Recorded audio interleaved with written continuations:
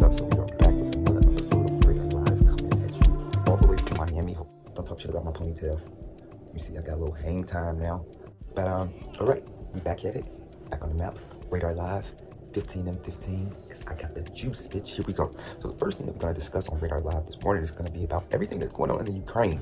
So it just seems like we can't get a fucking way from the drama. We just had the shit with the protests. We got the shit with the Capitol. We got COVID, pandemic. We got unemployment. Now you're trying to have a World War III. Listen, where is Chief Keef when you need him?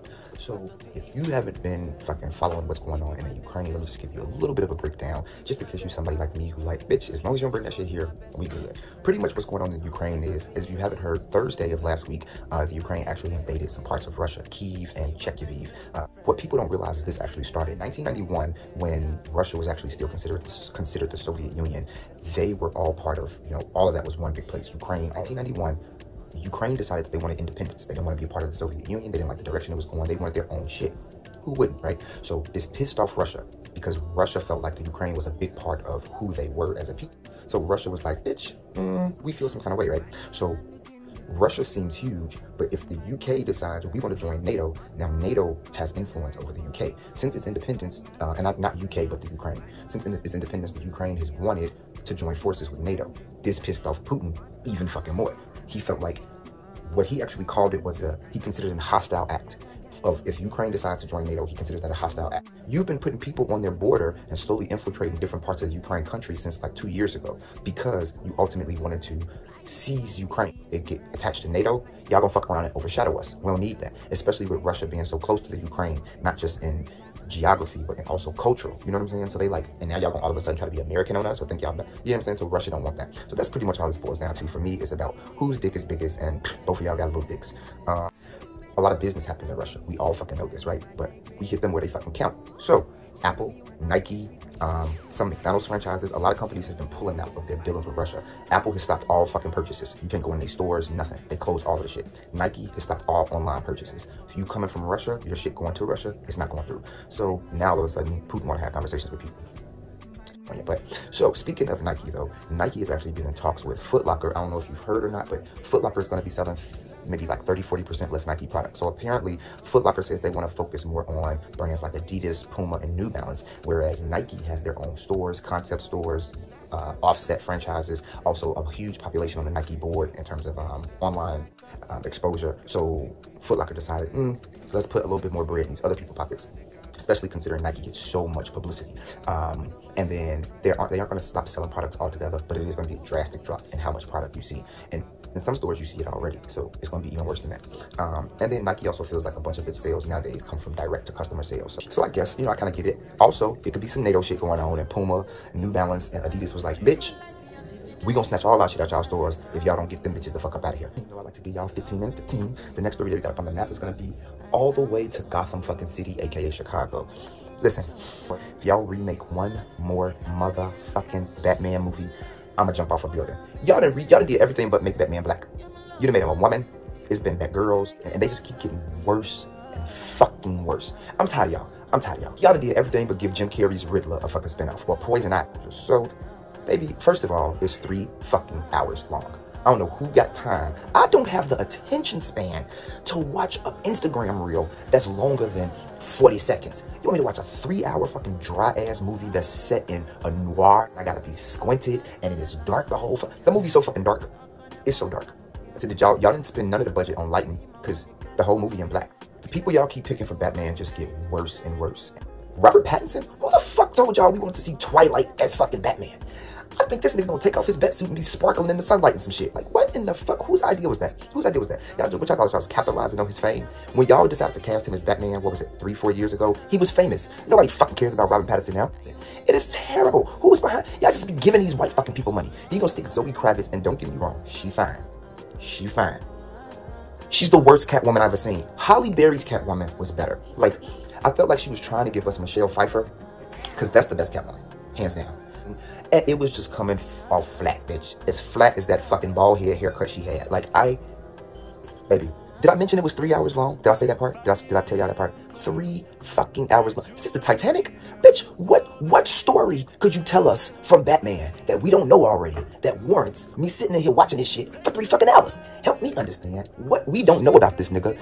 Is it the parents' backstory? Like, how far fucking back y'all keep telling us the same fucking story. The premise of the story. Batman is living in a house. He a recluse after his parents died. Ain't nobody seen him since he was a kid. This fucking Gotham is going to shit. Catwoman comes around. Only this time, she ain't the hoe. Or so they say. Her friend is the hoe. But you know they say birds of a feather, bitch. And so the friend is the hoe. And the friend is fucking one of the mayors or some shit. And she want Batman to protect her escort friend because now she in some shit. Bitch, if y'all...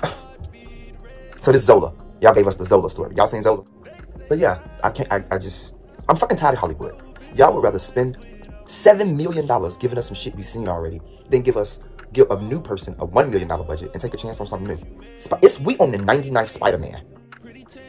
Any fucking way. RadarL V3, bitch. Are you on the map? Will Smith and Michael B. Jordan have come together for a sequel to the hit I Am Legend. If you don't remember, I Am Legend came out a couple years ago, like maybe 2016, something like that. Maybe even later than that. But it starred Will Smith playing Robert Neville. He was a scientist and also a part of the army or something like that. A sole survivor in this New York City botched experiment that turned people into fucking zombies, right? So then if you remember the movie, he leaves, his family dies, he stays in New York as everybody's been evacuated. He's trying to fight off all the zombies and shit. He realized that the alpha zombie's smart as fuck, right? And if you remember at the end of the movie, he sacrificed himself so he could kill all the alphas, right? Kind of get shit down. But there's an alternate ending where he realizes he's the monster. So everybody was wondering, like, oh my God, how's it going to be a sequel? And they're trying to figure out, like, okay, is Michael B. Jordan going to come in the end? Is he really? Because we don't actually see Will Smith die in the first one. We just assume he's gone because he sacrificed himself. So the movie was big enough that I feel like it'll still have some levity. Levity? I'm saying leverage, but I'm making it my own word. But it's going to still have some levity this time. You know what I'm saying? It's going to still have some weight to it right now in 2022. Will Smith definitely stays relevant enough in the business that people will still click just to see who, what he's got going on. Michael B. Jordan is definitely going to bring you some people that's going to be, willing to watch and spend money. And then I Am Legend was a good fucking movie. One thing I'll give you with Will Smith is he don't tag his name to shit that's just like terrible. One of my favorite movies is Hancock. So there's if we could get a Hancock series, motherfucker, or a reboot, a sequel, a prequel, that would be the fucking lick. A Hancock prequel? Dust off Charlize's ass. Come on, bitch. You supposed to be doing the Old Guard anyway, part 2. I ain't forgot, bitch. You next, bitch. I'm talking about you in the next one. Where's our Old Guard part 2? But dust her off and y'all give us a Hancock part 2 or some shit. A prequel. Show us the before when y'all was at the movies and shit and got beat up and got took away from each other and that's how he woke up at the tell you that was my shit. Anyway, next up, we're gonna move it right along. Hollywood. Y'all just dust shit up. There's a saying, nothing in life is new under the sun. Everything is cyclical. I don't like that saying because I feel like I come up with shit I ain't never heard nobody say all the time. But if nobody proves that point more true, it's Hollywood. So once again, y'all dusted off some shit. So Jack Harlow, the dude who gave us What's Poppin', Nail Tech, Industry Baby with Lil Nas, plus his own shit, What's Poppin', brand new, Just Hoppin', Just Joshing, ooh. But Jack Harlow, who I didn't even know was an actor, has been tapped to do the new sequel. I'm not sure if it's going to be a series or a movie, but to the White Man Can't Jump movie. If y'all don't remember, in like 1991, 92, White Man Can't Jump came out. It was a movie starring Woody Harrelson from Cheers. If you don't remember Cheers, then you probably know Woody Harrelson from the zombie movies with him and Jesse Eisenberg. I'm going blank on the fucking movie name right now, but that's Woody Harrelson. And then it's going to be starring I'm fucking up. The old White Man Can't Jump movie starred Woody Harrelson and Wesley Snipes. If you don't fucking know who Wesley Snipes is, get the fuck off of my page, okay? Blade, do I have to say more? Speaking of Blade, y'all know Mahershala Ali is playing Blade in the new Blade movies. Okay, just throwing that out there. But it's going to be starring, the new White Man Can't Jump is going to be starring Jack Harlow as the character of Woody Harrelson, obviously. They're still trying to figure out who they want to get for the Wesley Snipes character. And don't forget, you got to cast the Rosie Perez character. That was the best fucking character in the movie. So, again, kudos to Jack Harlow. What's poppin'? Brand new, Will Just Hopping. This nigga acting, and supposedly they said that he killed it on the first audition. One take Harlow around his the new version of White Man Can't Jump is actually, I'm feeling like it's gonna be a series because the show is backed by Kenya Barris. If you don't know Kenya Barris, that is the dude behind all the ish. So black-ish, grown-ish, mild-ish, hot-ish, flaming-ish, mixed-ish, pick-a-ish. That's his shit. And went on. We also got Damson Idris from Snowfall. He's gonna be set to play, get this, the lead character in this new biopic about Rich Paul. So he's playing Rich Paul. If you don't know who Rich Paul is, just real quick, Rich Paul met LeBron James. He's LeBron James' manager. He met LeBron James back when James was still in high school. They met at the airport. Rich Paul was actually trying to steal like jerseys or some shit, like just, you know, some hustling type shit. They became cool, chit-chatted, stayed cool and close ever since. He ended up becoming his manager. Everybody was telling LeBron, like, that nigga ain't no, you know, he don't got no skills. Who is he? He don't have no business back end. You got him as your manager. All these businessmen and millionaires and shit trying to snap. And Brian was like, nah, I'm good. Same way he stuck with Savannah. Nah, I'm good. So, yeah, and now here we are. Rich Paul is one of the mega fucking agents of all times right now. I'm not sure who else he has on his repertoire, but I feel like he needs to put some motherfuckers on. But then also, if you don't know what his claim to fame is right now, besides being LeBron James's manager, is he is Adele's baby daddy. Yes, I think she preggers, and she finna give us a little mix, baby. Okay, come on, Rich Paul, stir it up, bitch. He said, let me get some of that British coin, bitch. UK me. So yeah. And I believe they engaged or about to be engaged. So another claim to fame, not only are you the brawny man, but you also the deli baby daddy. Get your life, Rich Paul. This motherfucker came up from hustling jerseys at the airport to fucking Adele and managing LeBron James. Goddamn. There's a will, there's a way. Sometimes it's about having one right fucking person. Ginger Spice, where you at, bitch? Come here. Bring your little redhead ass over here.